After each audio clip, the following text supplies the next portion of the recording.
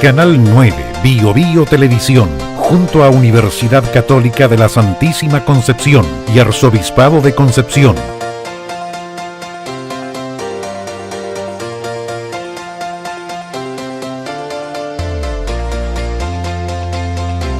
Presentan Diálogo.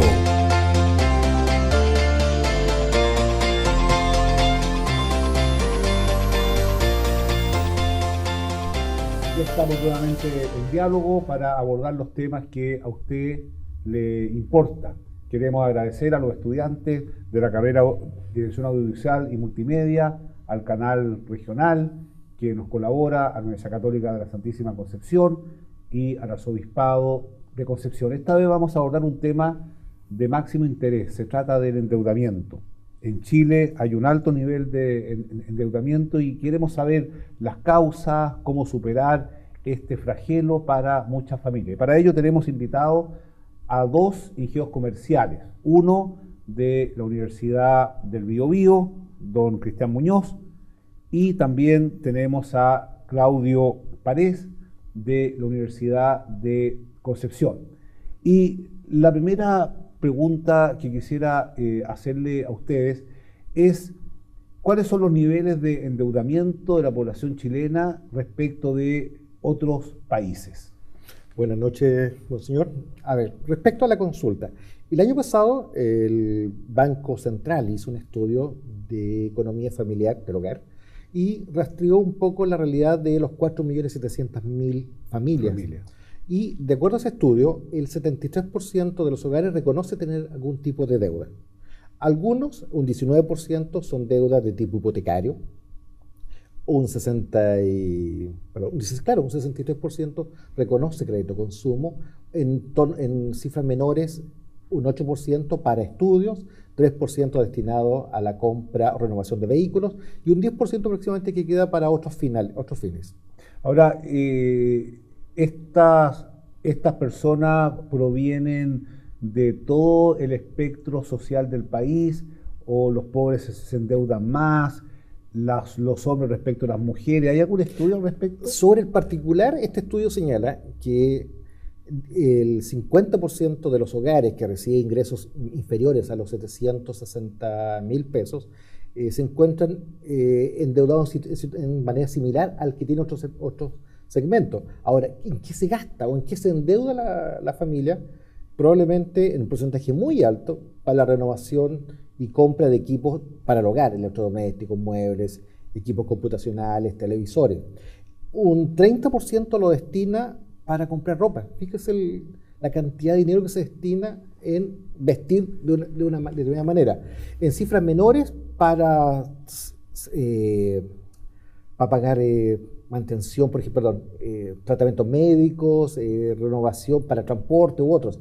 Pero principalmente, y ahí está lo interesante, que se destinan en bienes de consumo, no en bienes que podríamos denominar activos permanentes, activos de capital. Usted, profesor, trabaja directamente con futuros economistas. ¿El endeudamiento es un tema importante? ¿Qué piensa usted, por ejemplo, que en carreras como la que usted estudia están los bancos y la financiera ahí ofreciéndole a los jóvenes tarjeta de crédito, chequera? ¿Usted qué les dice a ellos? Hace algunos días, hace algunas semanas, leí en el The Economist, pusieron la cita de un comediante americano que dijo que un crédito era dinero que nos pasaban los bancos cuando éramos capaces de comprobarles que no lo necesitábamos.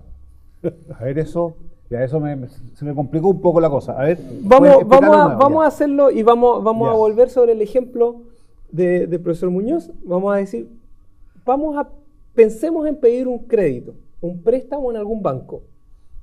Veamos qué es lo que nos pide el banco. El banco básicamente nos va a pedir aquello que llamamos solvencia. Es decir, que yo soy capaz de pagar el crédito que estoy solicitando.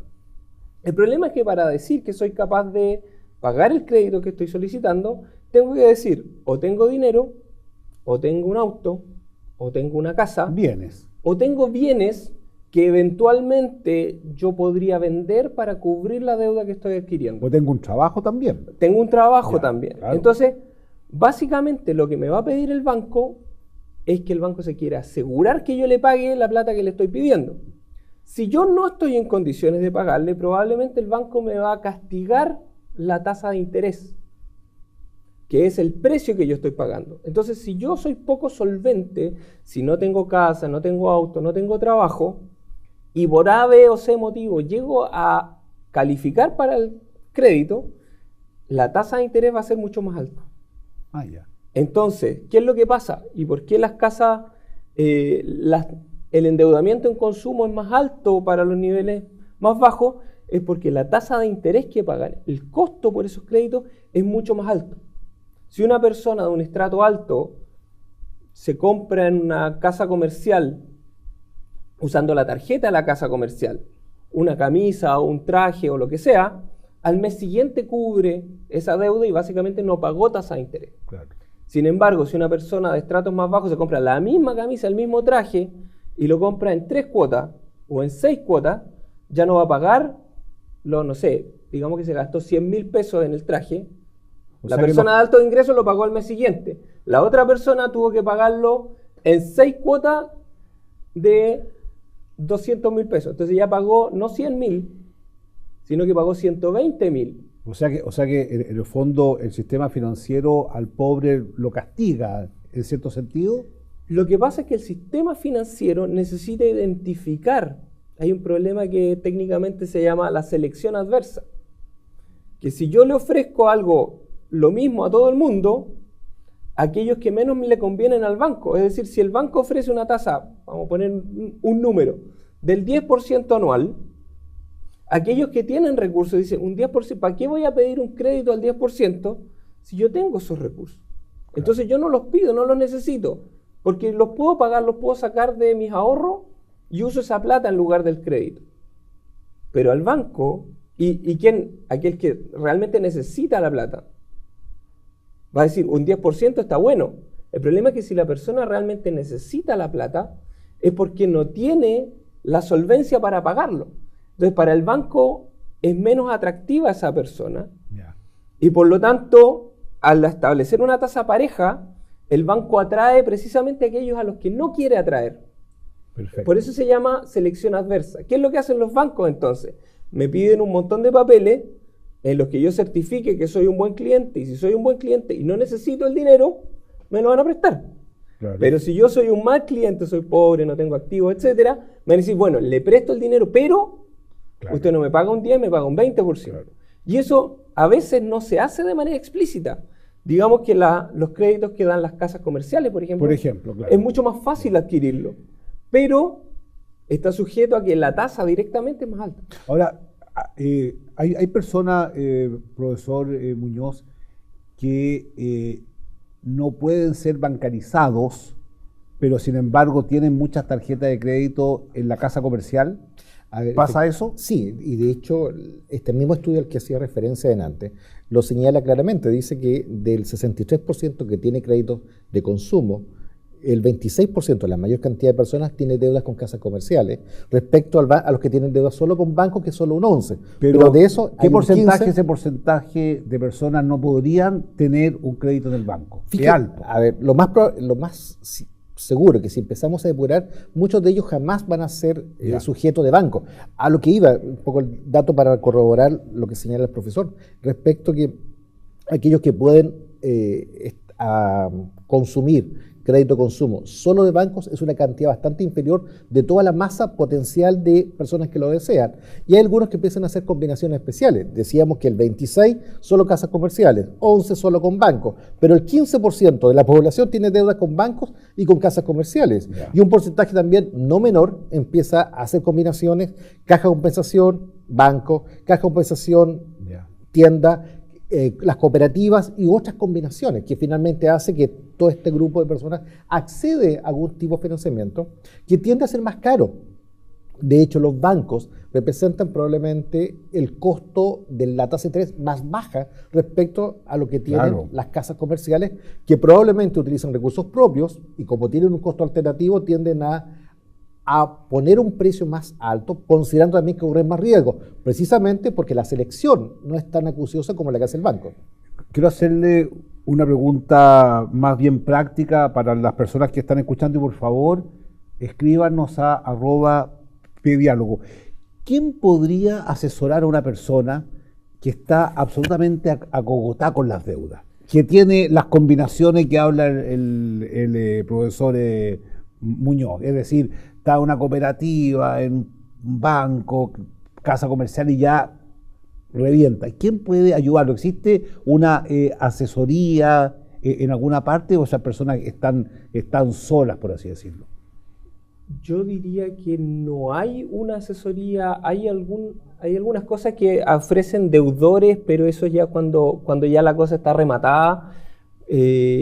Hay abogados y hay firmas que están ofreciendo hoy día, asegúrese que no le rematen sus bienes, nosotros le aseguramos que no lo embarguen, que nosotros lo defendemos en casos extremos. Sin embargo, yo creo que hay que ser pero lo defienden el mejor asesor. Perdón. ¿Ah? ¿Contra el embargo, por ejemplo. Ya. Es decir, que si ya Okay. básicamente me tuve que dejar la barba, no por razones estéticas, sino que para que no me reconozcan. Ya. El mejor asesor, como el chiste aquel que, oye, debo 50 millones, me andan persiguiendo, pero afeítate entonces, que sin barba debo 100. Entonces, en esos casos hay defensores y hoy día hay incluso sitios en internet que ofrecen defender a esas personas como resguardar los bienes. Yo creo que uno es el mejor asesor de sí mismo y lo que necesitamos hacer es ir reconociendo de qué se trata este mundo financiero. Y cuando yo hablo de la tasa de interés, la mejor forma de identificar a qué es lo que representa la tasa de interés o esto que medimos como el CAE famoso, es la tasa de nuestra impaciencia. Yo suelo hacer el paralelo entre una persona que se quiere comprar un televisor y digamos, para hacer los números redondos, que el televisor cuesta 100.000 pesos. ¿Sí? Entonces, yo puedo ir a una casa comercial y sacar la tele. ¿Sí? Es fácil ir a la casa comercial y sacar la tele en 12 cuotas. Me salió una tele. Me salió una tele hay que pagarla, en 12 cuotas. Y normalmente las cuotas van a ser 12 cuotas. Si la tele vale 100.000, se lo firmo. Las cuotas van a ser 12 cuotas de 9.999. Es casi dividir el precio por 10, pero ojo, no son 10 cuotas, son 12. 12, entonces, son 20% más cuesta inmediatamente. Exactamente, vale un 20% más, automáticamente. Entonces, ¿qué es lo que pasa? Yo tengo dos alternativas para comprarme la tele.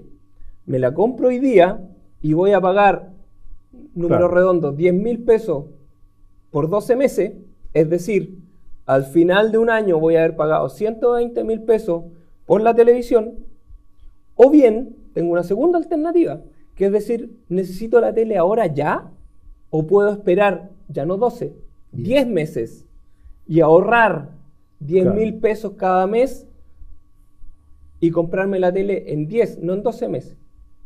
Entonces, la tasa de interés, ese porcentaje que hablamos que pocas veces entendemos de qué se trata ese porcentaje, es la medida de nuestra impaciencia.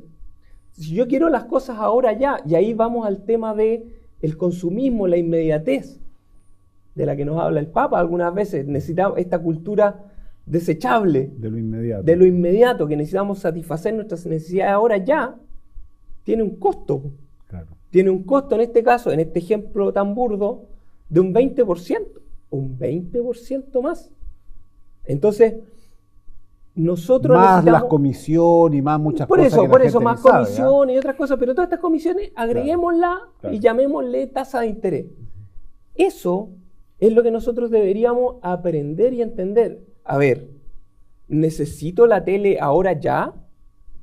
Porque resulta que si yo me compro la tele, me obligo a pagar 10.000 pesos mensuales y eso no me lo van a sacar. Pero hay casos, por ejemplo, donde una persona tendría que esperar 30 años para comprarse una casa y por lo tanto, en ese sentido, el crédito también puede ser una ayuda, ¿o no? Exactamente. A ver, ahora, quizás volviendo un poco a lo que conversaba recién el profesor, ¿cuáles son las causas que motivan al consumo? Y ahí vamos a diferenciar el consumo sano versus el endeudamiento negativo. Voy a considerar que es Un endeudamiento positivo, aquel destinado a adquirir bienes durables, permanentes, que se pueden transformar efectivamente o de trabajo, en activos reales. Como un taxi, por ejemplo. En un taxi, en una maquinaria, en una propiedad, etc. Y eso, el endeudamiento, si existe la capacidad de poder servir la deuda, no representa un problema mayor. Si el problema mayor pasa a ser cuando el endeudamiento se destina básicamente a bienes fungibles de consumo rápido, que muchas veces representa más allá que la satisfacción propia del bien. Y aquí el ejemplo que uno utiliza para hablarlo en clase tiene que ver con el consumo destinado a pertenecer o ser aceptado en un grupo social. Un ejemplo bien sencillo. La zapatilla, por ejemplo. El ejemplo de la zapatilla, el ejemplo del viaje de vacaciones fuera del país a un determinado resort, que en algunos grupos socioeconómicos resulta ser cotidiano. Y por lo tanto, aquel que no lo puede acceder queda considerado prácticamente un paria. No alguien se que no parte ya. Y por lo tanto, el consumo no solamente representa el bien, que efectivamente lo es, sino también lo que se externaliza a través de Y esto. alimentado a través de la publicidad. Absolutamente. Es una creación de necesidades que no existen o no existían hace un tiempo atrás y que hoy día lo comienza a hacer. A ver, no quiero hacer publicidad, pero hace poco hemos conocido que hay un programa de juegos que se puede bajar al teléfono y que hoy día representa una oportunidad para muchas personas de compartir con su hijo, caminar, pero finalmente es un juego. No es una necesidad que tengamos, pero sin embargo, a poco andar vamos a ver que hay que invertir dinero para comprar vidas, para comprar una nueva batería, tener conexión a internet cuando no la tenía, es decir, comenzamos a crear necesidades solamente para poder ser parte de un determinado grupo de referencia que el individuo accede. Y en ese caso, ese es un tipo de consumo y endeudamiento que podemos llamar negativo perverso. Ahora, yo soy muy crítico porque tengo la impresión que la sociedad ya funciona en torno al consumo, y un consumo que en el fondo que se genera a través de la publicidad, y creo que, no sé si ustedes como economistas han estudiado eso, porque ¿qué pasaría, por ejemplo, si el consumo deja de ser el centro de la vida de las personas? Quedaría mucha gente sin trabajo, ¿no? Pregunta. A ver, en términos generales, el consumo lo entendemos como la etapa final de un proceso productivo. Es decir, accedemos a un bien luego que haya sido parte de un proceso de adquisición de materias primas, transformación y que esté en condiciones de ser consumido. Y eso no lo podemos mirar como un elemento negativo, es parte de nuestra forma de vivir en sociedad, sí, claro, donde al no poder dedicarnos nosotros a hacer todos los bienes que podamos requerir, nos dedicamos a hacer algunos que sí somos capaces, y con la renta de esa actividad nos permite acceder a otros bienes. Y eso pero vínculo, digamos, publicidad, consumo de bienes suntuarios, no de absoluta necesidad, y empleo. Hay un vínculo, ¿no? La verdad es que el vínculo viene más bien... A ver, el proceso productivo, como decía el profesor antes, funciona en base al consumo. El tema está en que si ese consumo, si esa producción y ese consumo son sostenibles en el tiempo. Esta semana, no me acuerdo si el lunes o martes, agotamos los recursos disponibles en la tierra para este año. Se agotaron. No quedan, o sea, de lo que es medioambientalmente sostenible para este año, ya nos estamos comiendo el 2017. Estamos exactamente. Estamos entonces, ¿qué es lo que sucede? Está bien, si nosotros detenemos el consumo, entramos en esta lógica de producir menos o de decrecimiento que llaman algunos, hoy día hay algunos movimientos políticos que dicen no necesitamos más progreso, necesitamos regresar al inicio. Pero África no dice lo mismo. Que África no, sí, por supuesto. Hay que tener cuidado con eso. Yo no y quiero... tampoco muchas zonas de Chile, ¿no? No, por eso. ¿Cómo quisieran tener procesos productivos? Pero ¿qué es lo que está pasando hoy día? Hoy día estamos depredando nuestro medio ambiente, los recursos. Es un cálculo, no sé cómo se hace el cálculo, pero salió en las noticias esta semana. Que ya depredamos los recursos disponibles este año, entonces ya estamos usando la cuenta del próximo año. Y de hecho es preocupante porque históricamente esto se acababa en septiembre, ahora ya estamos en agosto acabándonos los recursos. Entonces estamos consumiendo más de lo que el ambiente necesita. Pero hay otra cosa más. Un consumo muy poco equitativo, porque sí, por el 80% consume el 20% de lo que se produce y el 20% consume el 80%. Pero es que ese es el otro punto de sustentabilidad. ¿Por qué no lo vemos en la segunda parte de nuestro programa? Vamos a una pausa. Por favor, escríbanos a @pediálogo. ¿De qué manera podemos a través de estos temas ayudarlo a que tenga una vida mejor en familia? De eso se trata. Vamos a una pausa y volvemos.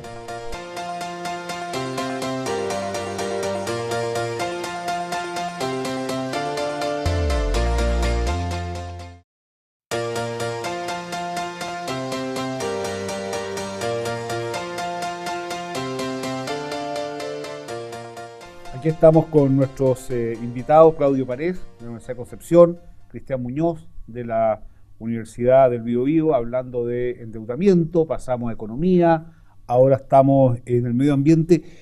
¿Hay conciencia entre sus alumnos respecto del último estudio de la CEPAL, que el 80% de la población consume el 20% de todo lo que se produce? Y el otro 20% de la población consume el 80% de lo que se produce. Hay conciencia, hay algunos proyectos que tiendan a revertir eso, porque en Chile pasa lo mismo. En Chile se dice que hay un ingreso per cápita de $23.000, que ya es un país desarrollado, pero hay zonas donde el ingreso per cápita no llega a 5.000. ¿Son temas de conversaciones o no? Entre los alumnos, así la firme. De entre los alumnos que no son temas, yo me encargo de que sea tema. Ya. Sí, efectivamente, cuando uno cuando uno enseña economía, es necesario enseñar que esto es algo que hemos ido perdiendo y es necesario enseñar que el centro de todo nuestro estudio es el ser humano. Al final del día nosotros desnaturalizamos muchas cosas, como hablamos de la tasa de desempleo, por ejemplo. No, si hay un 7% de desempleo, pero preocupante. Son personas concretas, reales, que están sin trabajo. Y esas son, efectivamente, claro. yo les insisto, son personas de carne y hueso, podría ser su papá, podría ser su hermano, que está sin trabajo, y eso genera un problema humano. Ya no es una cifra que está subiendo mucho, es una persona que está sin trabajo a la que la sociedad le está diciendo, sabe que usted no me sirve. Si uno le dice, ¿sabes que estoy acachado con papas, no tengo papas, o hay limones ahí que se están echando a perder y nadie los quiere, la papa y el limón no se van a sentir pasados a llevar en su dignidad porque nadie se los comió. Pero una persona a la que la sociedad le dice, ¿sabe qué? Llámeme mañana. No, nosotros lo llamamos porque no lo necesitamos. Cuando uno va a pedir trabajo y le dicen no, gracias. O sea, una mercancía que se transa. No es una mercancía. Las personas. Qué desastre, ¿eh? Las personas son personas que necesitan participar más allá de que necesitan un sueldo, más allá de que necesitan acceder a un ingreso que les permita consumir y vivir. Necesitan ser parte de la sociedad. Entonces, estudiar la economía es mucho más que estudiar los niveles de consumo o los niveles de producción. Es estudiar la vida de las personas. Pero ustedes piensan que este sistema de mercado, que todo se rige por la oferta y la demanda, por el punto de equilibrio, necesariamente termina, y lamentablemente, por cierto, que el trabajo sea prácticamente un insumo más y el trabajador termina siendo una mercancía, y usted siente que las leyes laborales, etcétera, ayudan a que la persona se sienta parte de un sistema que va en un bien común o no. ¿Cómo ve usted eso? A ver, lo que el profesor señalaba recién, de lo cual me voy a tomar para responder su pregunta, es una suerte de acercar lo que es la microeconomía a la macroeconomía. Cuando miramos cifras globales, consumo, desempleo, son cifras macroeconómicas, pero que dicen relación con el individuo, que es la condición de microeconomía, de cómo el consumo, cómo el trabajo, cómo las necesidades de una persona se satisfacen o no a nivel individual. Ya. Ahora, si nosotros miramos a lo largo de los últimos 100, 150 años, vemos que efectivamente los individuos han ido mejorando paulatinamente sus condiciones de vida.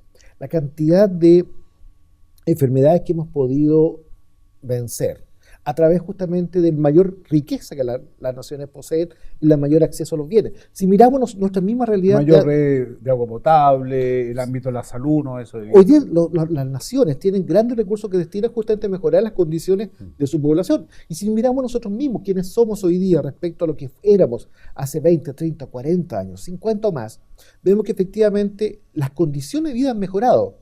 Y es un producto prácticamente de la consecuencia de un sistema que es de mercado y que efectivamente ha ido mejorando, pero no es un sistema per se absolutamente exento de errores o de imperfecciones. Y es más, muchas veces en economía tratamos de resolver las imperfecciones usando herramientas que a veces vienen por la regulación, vienen por la intervención del Estado. De hecho, hoy día sabemos perfectamente, a partir de lo que ha sido la discusión nacional de la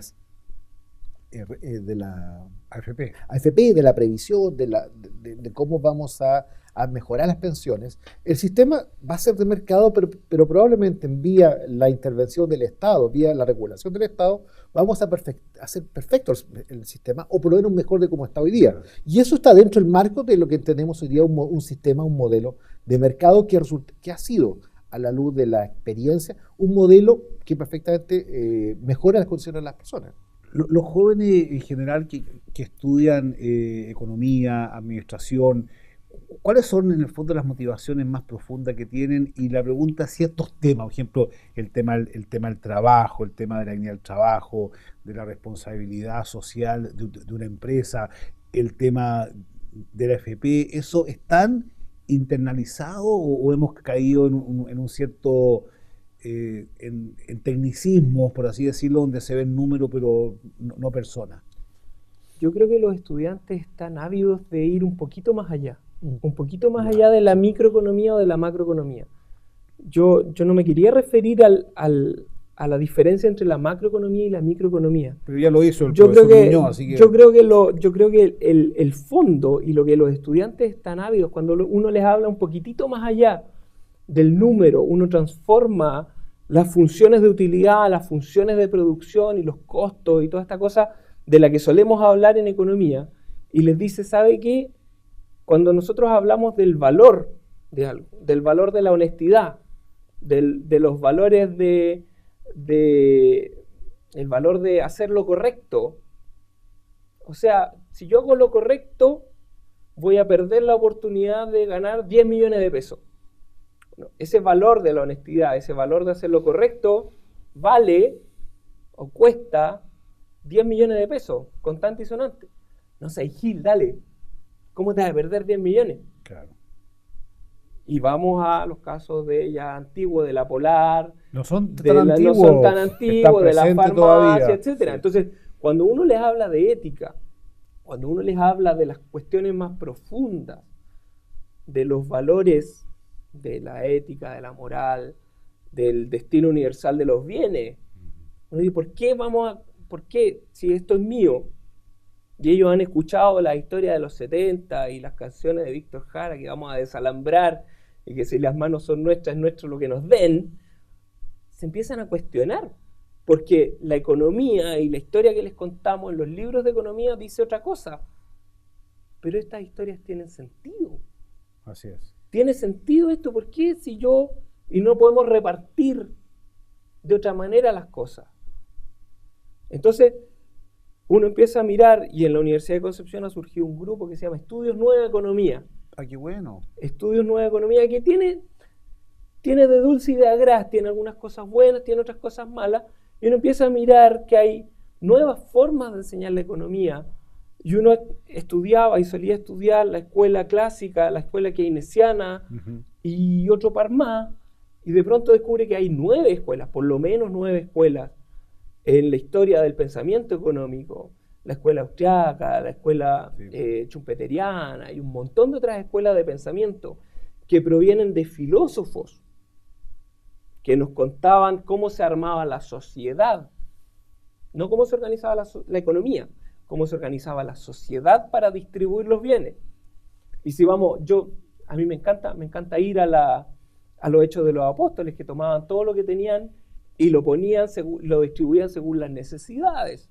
Así es. Entonces, Porque Entonces, tenían clara conciencia que sobre los bienes graba una hipoteca social. exactamente. Y hoy día sobre el gran bien que era una hipoteca social es sobre el conocimiento.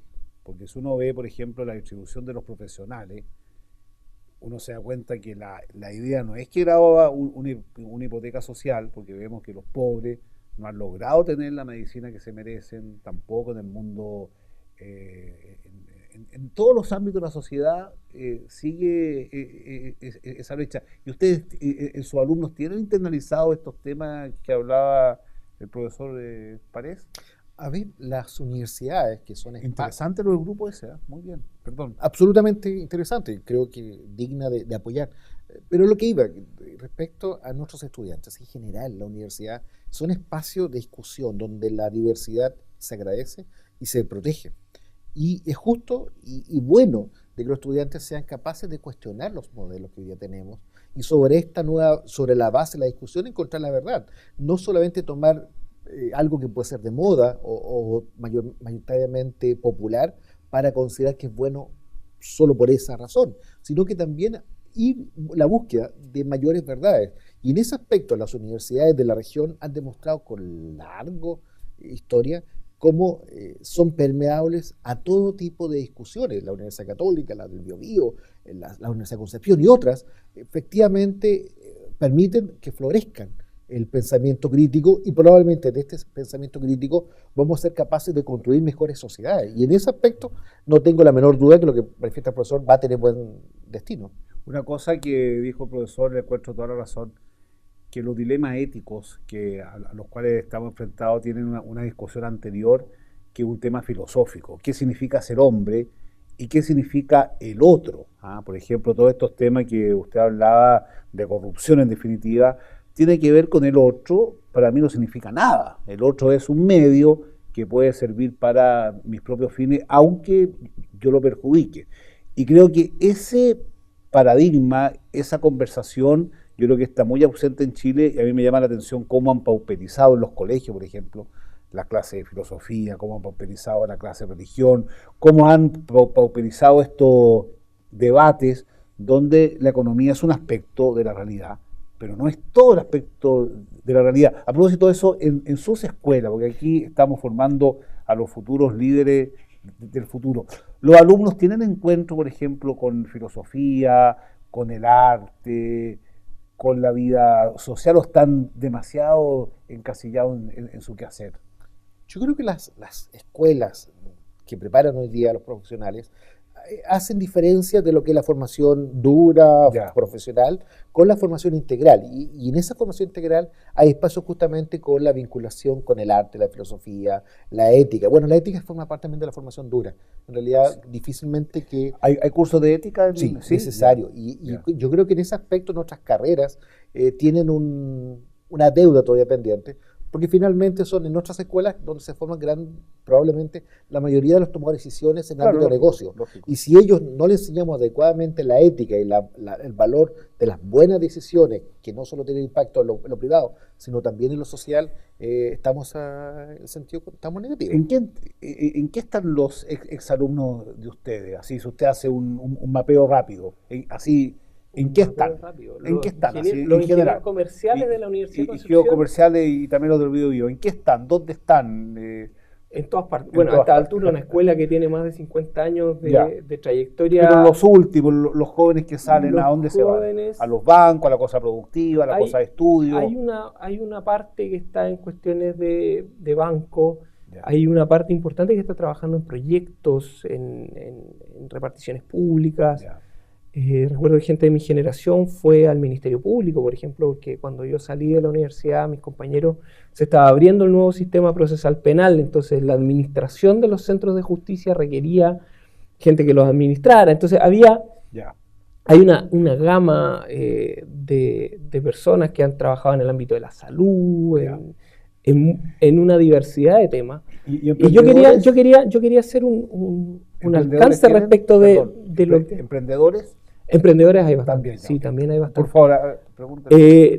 Yo quería hacer un alcance y nosotros en la Universidad de Concepción no tenemos formalmente cursos de ética, sino que estamos tratando de implementar una nueva forma de enseñar la responsabilidad social que proviene del pensamiento crítico. Nosotros tratamos de inculcarle a los estudiantes que vayan un poquito más allá de lo que nosotros les enseñamos, que nos cuestionen, que vayan cuestionando las cosas, pero con el sentido de que esto sea útil para la sociedad. Y esto no va a ser un curso aparte, no va a ser un curso de formación general donde van a ir a aburrirse una hora o lo que sea, porque lo ven como algo ajeno, sino que lo hemos tratado de incorporar en las clases de economía.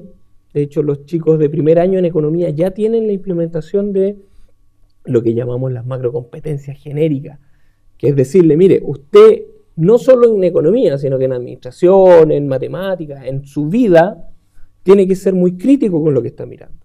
Y tiene que conversar con el otro, porque el otro tiene sus razones y tiene su verdad.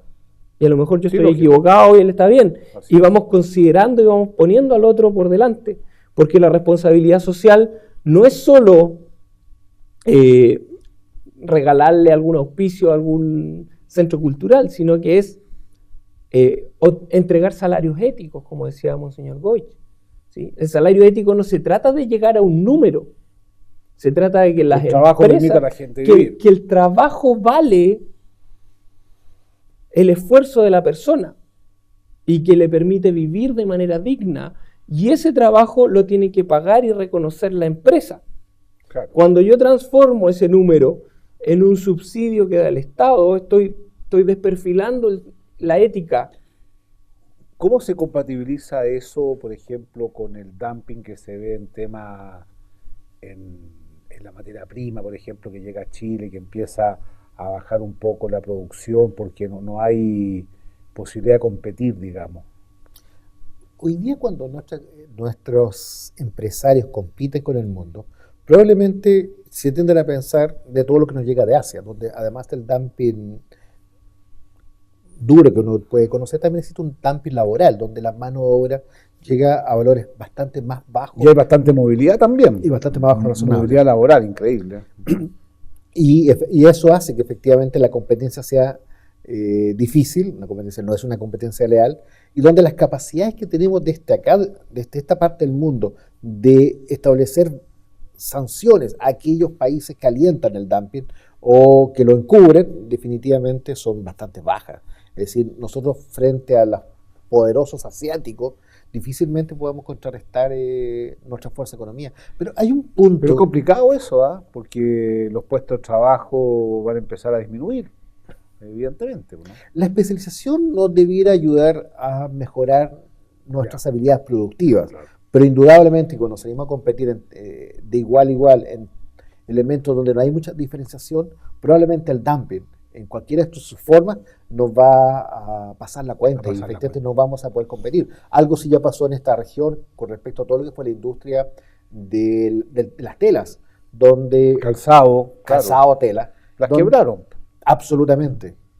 Pero esas personas han podido reconvertirse finalmente y a poder ingresar a nuevas industrias, nuevos negocios. Pero el Estado observa esto, o tiene políticas públicas que ayuden, digamos, a hacer surgir estas empresas, o piensan que no hay nada que hacer en general. ¿Cómo ven ustedes esto como profesores, como economistas, digamos? ¿Qué ha pasado en otras partes del mundo? Es que a mí me llama mucho la atención. Cuando estuve estudiando en Francia, una amiga iba a comprar una polera en una tienda del centro, una tienda chiquitita del centro, y yo le dije, pero esa polera yo la vi en una gran tienda y estaba a mitad de precio. Sí, me dijo, sí, Pero yo esta sé. francesa. Una amiga francesa. Y me dijo, sí, yo sé, pero aquí yo conozco a la persona que me lo está vendiendo, que es una pequeña empresaria, yo sé que esa polera la hizo un trabajador al que le están pagando un salario justo y que cumple con todos los requisitos. Esa otra polera es china, viene con dumping, etc. Entonces, ahí vuelvo a la responsabilidad social, porque nosotros somos medio esquizofrénicos a veces, porque queremos los precios más bajos y buscamos a aquel que me ofrece el precio más bajo. Pero ¿cuál es el costo de ese precio más bajo? Perjudicar al productor chileno. Están perjudicando o al productor chileno o al trabajador. Claro. Nosotros a veces vamos a la gran tienda y le exigimos a la cajera, oye, pero atiéndame pues, si yo soy el cliente aquí yo tengo la razón. Y después cuando estamos en nuestro trabajo y llega alguien, oye, qué prepotente este, ¿cómo no me va a considerar si estoy en mi hora de almuerzo, etcétera? Claro. Entonces somos medio esquizofrénicos. Cuando somos consumidores queremos tener siempre la razón y cuando somos trabajadores también queremos tener siempre la razón. Entonces, ahí es donde vienen las relaciones, ahí es donde vienen las relaciones interpersonales, considerar al otro. El tema del otro, ¿eh? Yo creo El que tema del otro que tenemos que ir incorporando cada vez más a nuestro análisis. Usando el ejemplo del profesor, también quizás podemos responder la pregunta que usted hacía al comienzo de la discusión. ¿Cómo podemos ayudar en general, a mejorar las decisiones de crédito de consumo, que ha sido el tema que nos convoca? Así empezamos. Y es justamente la misma respuesta, con conocimiento. En medida que tenemos conocimiento de lo que está ocurriendo, podemos tomar mejores decisiones. Y en ese aspecto me quiero colgar de una estadística que hacía presente hace un tiempo atrás el INJUV, en que señalaba que 3 de cada 4, o sea, el 75% de los jóvenes, no estaba o no sabía de qué instrumentos económicos, instrumentos financieros tenía a su alcance. Y por lo tanto se endeudaba sin saber. Y ahí quizá la respuesta sea que eso se puede solucionar con el desafío que se plantea en este programa es tremendamente importante porque parece que hay muy poca información en el tema que nos convocaba. Sí. Pienso que podríamos hacer algo, ¿no? Podríamos hacer un seminario con la Universidad Católica, Biobío, Universidad de Concepción, para hablar sobre el endeudamiento y tal vez a mucha gente se le puede ayudar a tomar las mejores decisiones. Lamentablemente el tiempo se acabó y les tengo un regalo que es la base de todo. Son las actas del primer Congreso chileno sobre la familia. Un documento muy interesante porque lo que hace la vida es la familia y el trabajo, así que ahí pueden leerlo. Y agradecer, ha sido un programa tremendamente interesante. Escríbanos, @pdiálogo, su opinión para nosotros es tremendamente importante y queremos perseverar en este camino de conocer la verdad, la realidad a través de personas que están en el mundo social y esta vez especialmente en el mundo académico. Muchas gracias por su atención.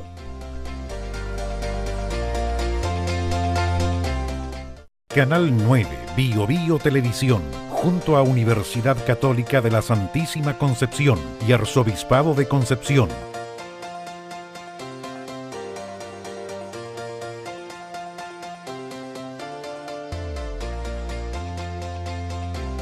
Presentaron Diálogo.